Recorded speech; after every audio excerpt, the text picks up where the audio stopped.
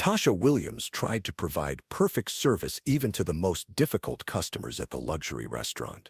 The rude man at table 12 constantly berated her, saying, "You don't deserve my money." Tasha continued to serve patiently, unaware that the customer was Judge Robert Mitchell, the man who had sent her father to prison for 20 years 15 years ago, despite his innocence. Tasha Williams straightened her black uniform and checked her appearance in the staff mirror before beginning her evening shift at Luna Restaurant, Manhattan's most exclusive dining establishment. At 32, she had worked her way up from hostess to senior server in the restaurant's VIP section, where celebrities, politicians, and business moguls expected flawless service worthy of the establishment's $300 per person prix-fixe menu. Luna Restaurant occupied the top floor of a prestigious Fifth Avenue building, offering panoramic views of Central Park alongside cuisine prepared by a James Beard award-winning chef. The clientele included some of New York's most powerful and wealthy individuals, people accustomed to having their every whim catered to without question or delay.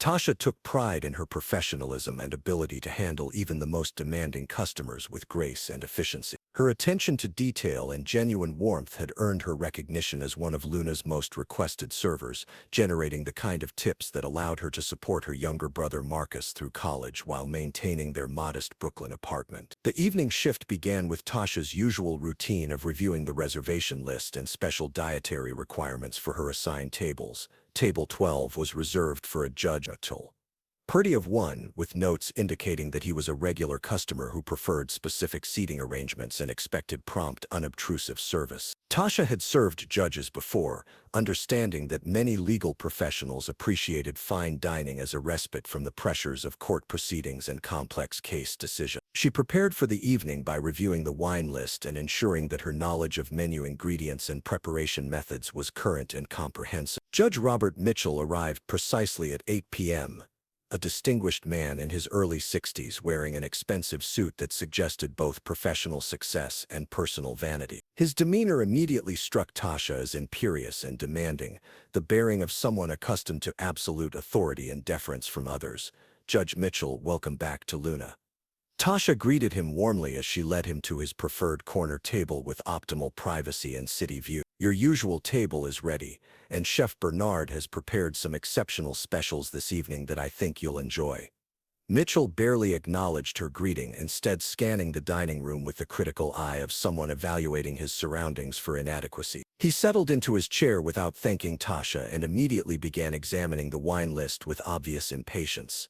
"I assume you're familiar with our wine collection," Mitchell said without looking at Tasha, his tone suggesting doubt about her competence. "I don't have time for amateur recommendations. I want the 2018 Margaux properly decanted, and I expect it to be served at exactly the right temperature." Tasha maintained her professional smile despite the condescending tone, understanding that some customers used rudeness as a way of establishing dominance and control. "Of course, Judge Mitchell. The 2018 Margaux is an excellent choice. I'll have our sommelier prepare it immediately. Would you like to hear about tonight's specials while we're decanting?" Mitchell's response was to wave dismissively, as if Tasha's words were an unwelcome interruption to his more important thoughts. "Just bring the wine and give me time to decide. And make sure the water glasses are properly filled. The service here has been declining recently." The criticism stung because Tasha knew it was unfounded, but she responded professionally while noting Mitchell's apparent need to belittle the staff. "I apologize if anything hasn't met your expectations. I'll make sure everything is perfect this evening." Throughout the meal service, Mitchell continued his pattern of condescending behavior and unnecessary criticism. He complained that the bread was too warm, that Tasha was standing too close to his table, that the lighting was inadequate for reading the menu, and that the ambient noise level was inappropriate for serious dining. "You people need to understand that dining here is a privilege," Mitchell said when Tasha brought his appetizer, his voice loud enough to be heard at nearby tables. "Not everyone deserves to work in an establishment of this caliber. Standards matter, and frankly, your generation doesn't seem to understand professional excellence." The comment was clearly intended to be racially charged, though Mitchell was careful to avoid explicitly discriminatory language that might create legal complications. Tasha recognized the subtext but maintained her composure, understanding that responding to his provocation would only escalate the situation. "I appreciate your feedback, Judge Mitchell," Tasha replied evenly. Maintaining high standards is important to all of us here at Luna. Is there anything specific I can do to improve your dining experience this evening? Other servers noticed Mitchell's behavior and offered to take over his table, but Tasha declined their assistance. She had dealt with difficult customers before and refused to let one man's rudeness defeat her professionalism or suggest that she couldn't handle challenging situations. As the evening progressed, Mitchell's treatment of Tasha became increasingly hostile and personal. He questioned her knowledge of wine pairings, criticized her timing and serving courses, and made comments about her suitability for working in such an exclusive establishment. "You don't deserve my money," Mitchell said when Tasha brought his main course, a comment that was both insulting and puzzling given that she was simply doing her job. "People like you should be grateful for any opportunity to work in a place like this, instead of acting entitled to respect you haven't earned." The accusation of entitlement was particularly galling because Tasha had worked incredibly hard to earn her position at Luna, starting in entry-level restaurant jobs and gradually building the skills and experience necessary to serve in such an exclusive establishment. She had never expected anything other than the opportunity to work hard and be judged on her performance. Despite Mitchell's continued hostility, Tasha maintained perfect service throughout the evening. She anticipated his needs, responded quickly to his requests, and ensured that every aspect of his dining experience met Luna's exacting standards, even when he seemed determined to find fault with her effort. The breaking point came when Mitchell accused Tasha of deliberately providing poor service because she resented serving her betters. The comment was so unfair and inflammatory that other diners began to notice the uncomfortable dynamic at table. "Judge Mitchell, I can assure you that my only goal is to provide you with excellent service," Tasha said, her voice steady despite her growing anger. "If there's something specific that hasn't met your expectations, please let me know how I can address it." Mitchell's response was to demand that Tasha be replaced by someone more appropriate for serving distinguished guests. The request was both humiliating and professionally threatening, as it suggested that Tasha was incompetent rather than acknowledging Mitchell's unreasonable behavior. Luna's manager, Maria Santos, intervened at this point, having observed the situation from across the dining room. "Judge Mitchell, Miss Williams is one of our most experienced and professional servers. If there's been any misunderstanding, I'm confident we can resolve it to your satisfaction." "The misunderstanding is that you've assigned someone inappropriate to serve me," Mitchell replied curtly. "I expect better judgment from an establishment of Luna's reputation. This young woman clearly doesn't understand the standards required for serving discerning clientele." Maria's response was diplomatic but firm, explaining that Tasha was highly regarded by both management and other customers, and that Luna stood behind the professionalism of all its staff members. She offered to personally ensure that the remainder of Mitchell's evening met his expectations. After Mitchell finally left without apologizing for his behavior or acknowledging Tasha's professionalism, the other staff members rallied around her with expressions of support and outrage about the treatment she had endured. "You handled that perfectly," said James, the sommelier who had witnessed much of the interaction. "That man was looking for a fight and you never gave him an excuse to escalate.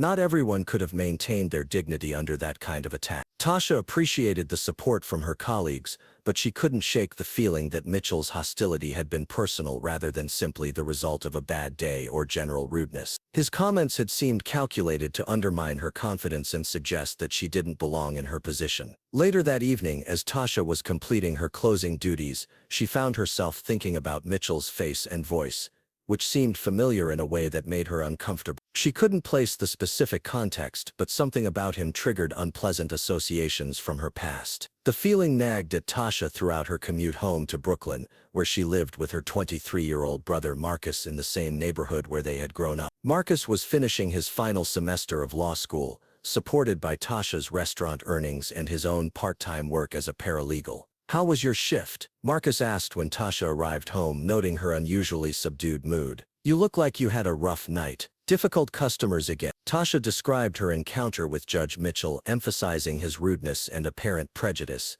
rather than dwelling on how personally his comments had affected her. She had learned to shield Marcus from the more unpleasant aspects of service work, preferring to focus on the positive aspects of her career. "Judge Robert Mitchell," Marcus repeated thoughtfully when Tasha mentioned the customer's name. "That name sounds familiar. I think I've seen it in some of the legal cases I've been researching for school. He's apparently one of the senior judges in the criminal court system." The mention of criminal court triggered a memory that Tasha had been trying to suppress for 15 years. Judge Robert Mitchell was the name of the man who had presided over their father's trial, the judge who had sentenced David Williams to 20 years in prison for a crime he hadn't committed. The realization hit Tasha like a physical blow, connecting Mitchell's familiar face and voice to the courtroom where her family's life had been destroyed. She had been 17 years old when Judge Mitchell had rejected their father's alibi evidence and sentenced him based on testimony that was later proven to be fabricated. David Williams had been wrongfully convicted of armed robbery based on eyewitness testimony from a career criminal who had received a reduced sentence in exchange for his cooperation. The real perpetrator had confessed years later,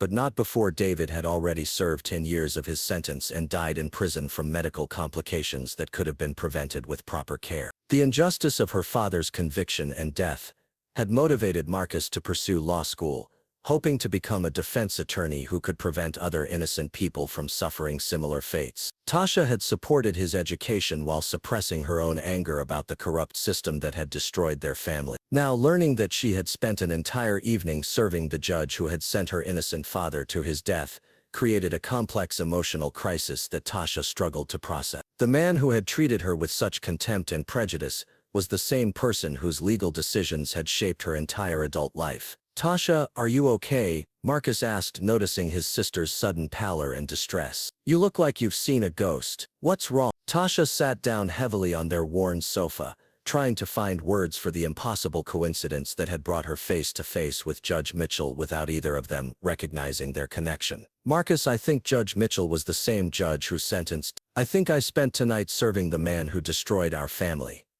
Marcus stared at his sister in shock, understanding immediately the psychological impact of this revelation. "Are you sure? It's been 15 years and there are a lot of judges in the city court system. Maybe it's just a coincidence of name." But as they researched Judge Robert Mitchell online, finding photographs and biographical information that confirmed his role in their father's case, both siblings had to confront the reality that Tasha had unknowingly served the person responsible for their family's greatest tragedy. "What are you going to do?" Marcus asked after they had confirmed Mitchell's identity beyond any doubt. "Are you going to tell your manager, report him for discriminatory behavior, refuse to serve him if he comes back?" Tasha considered her options while processing the complex emotions triggered by this discovery. Part of her wanted revenge for Mitchell's role in their father's death and his treatment of her at the restaurant. Another part of her recognized that maintaining her professionalism and career was more important than personal satisfaction. "I'm going to continue doing my job," Tasha decided finally. "If Judge Mitchell comes back to Luna,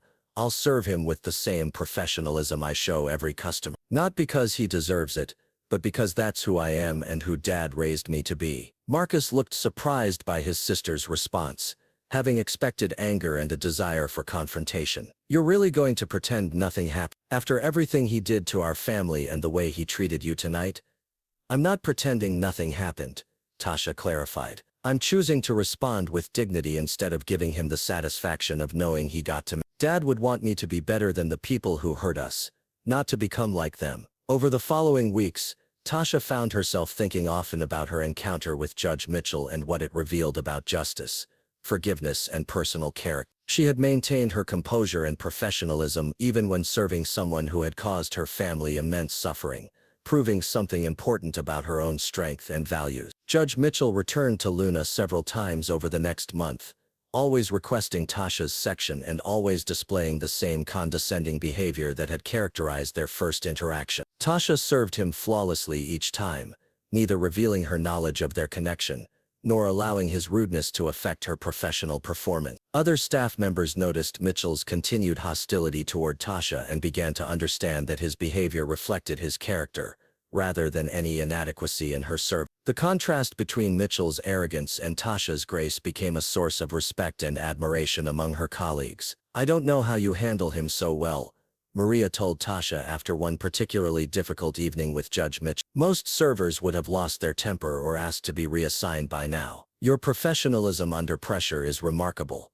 Tasha appreciated the recognition while understanding that her ability to serve Mitchell professionally came from a source deeper than simple job requirement. She was proving to herself that she could face the person who had harmed her family and still maintain her dignity and principles. 6 months after their first encounter, Judge Mitchell's behavior toward Tasha began to change subtly. Whether due to her consistent professionalism or some other factor, He became less overtly hostile and occasionally even acknowledged her competence in small ways. "You seem to understand wine better than most servers here," Mitchell observed one evening when Tasha made a particularly insightful pairing recommendation. "Where did you learn about Burgundy?" The comment was still condescending in its surprise that Tasha might possess knowledge, but it represented progress from his earlier assumption that she was incapable of competent service. Tasha responded professionally while noting the gradual shift in his attitude. The transformation wasn't dramatic or complete, but Mitchell's gradual recognition of Tasha's abilities suggested that even prejudiced people could be influenced by consistent evidence that contradicted their assumption. Her refusal to respond to his hostility with hostility had apparently earned a grudging respect. 1 year after their first encounter, Marcus graduated from law school and began work as a public defender, inspired partly by his father's case and partly by his sister's example of responding to injustice with grace, rather than bitterness. He often credited Tasha's strength in handling Judge Mitchell as a model for how to maintain integrity while fighting for justice. Tasha continued working at Luna while pursuing her own educational goals, using her restaurant earnings to complete a business degree that would prepare her for restaurant management or ownership. She had learned that success was the best response to those who doubted her capabilities. Judge Mitchell remained a regular customer, and their interactions evolved into a professional relationship characterized by mutual respect if not personal warmth. Tasha never revealed their family connection, understanding that her dignity came from who she had become, rather than from Mitchell's acknowledgement of past wrong. The experience had taught both siblings that justice sometimes came in unexpected forms, not through legal vindication, but through personal triumph over those who had tried to diminish them. Tasha's professional success and Marcus's legal career were better tributes to their father's memory than any revenge against Judge Mitchell could have been. Sometimes the greatest victory over injustice was simply refusing to be destroyed by it, and Tasha Williams had proven that character and competence could overcome even the deepest personal grievances, when guided by principles stronger than the desire for retribution.